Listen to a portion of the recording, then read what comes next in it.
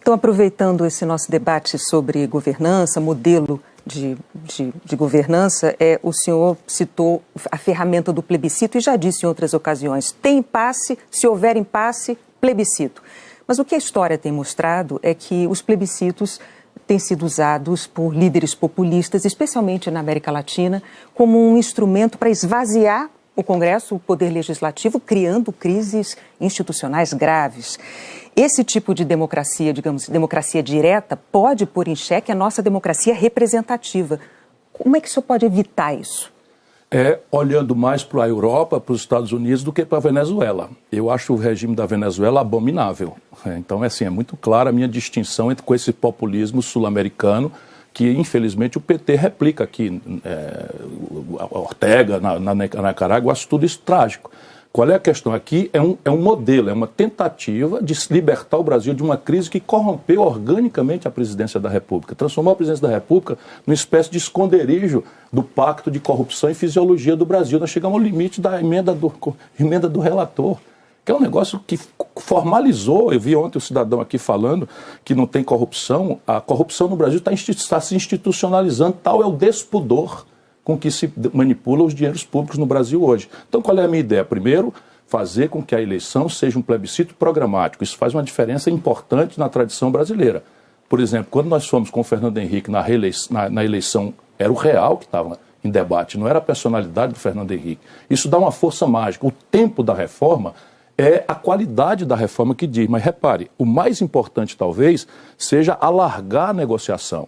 Estabelecer uma mediação com os governadores e prefeitos, que são as forças políticas, eu tenho muita experiência, que têm prevalência sobre os grupos de pressão e os lobbies, a corrupção e a fisiologia.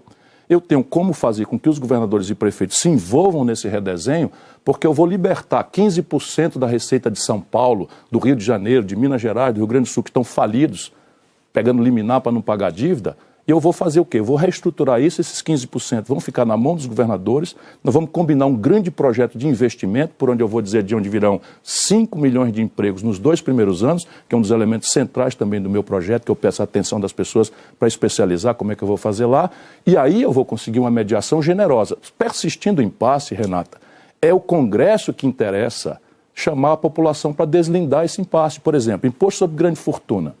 58 mil brasileiros em 212 milhões de pessoas são muito poderosos, dão as cartas, sabe, controlam os elementos da política, centrais e tal. Eles vão ser contra isso. Ainda ontem eu tive uma discussão fraterna com um amigo velho, querido, que é contra, hostil demais com isso, que é o presidente do Grupo Guararapes, meu amigo, o Flávio Rocha. E disseram que era bate-boca. Não é bate-boca, é uma questão de modelo. E eu não estou querendo cobrar nada, mas veja, essas pessoas vão dizer, não, isso é ruim. Isso vai fazer fuga de capital. Eu vou dizer, não, se a alíquota fosse alta, sim, mas eu vou fazer uma alíquota moderada, calibrada com o IOF da remessa de lucro, da remessa de dinheiro para o estrangeiro, de maneira que fica 50 centavos em cada 100 reais e cada super rico vai pagar a vida digna com R$1.000 por domicílio de 821 brasileiros mais pobres. Isso é sério. E aí, vamos dizer, o Congresso persiste o impasse, vamos pedir ao povo que vote. Mas a estratégia não parece ser tão simples assim. O senhor está contando que o Congresso aderirá, mas se o Congresso se opor a essa estratégia, a crise está instalada, né? Não, eu vou energizar a política brasileira, porque a crise brasileira está instalada e tem 30 anos. Deixa eu lhe dar aqui alguns rápidos, breves números de quem acompanha a vida nacional e deu-se ao povo brasileiro por paixão e amor, que é a minha vida inteira. O Brasil tinha 34% da sua riqueza tirada da indústria, que paga os melhores salários, que dá os melhores empregos.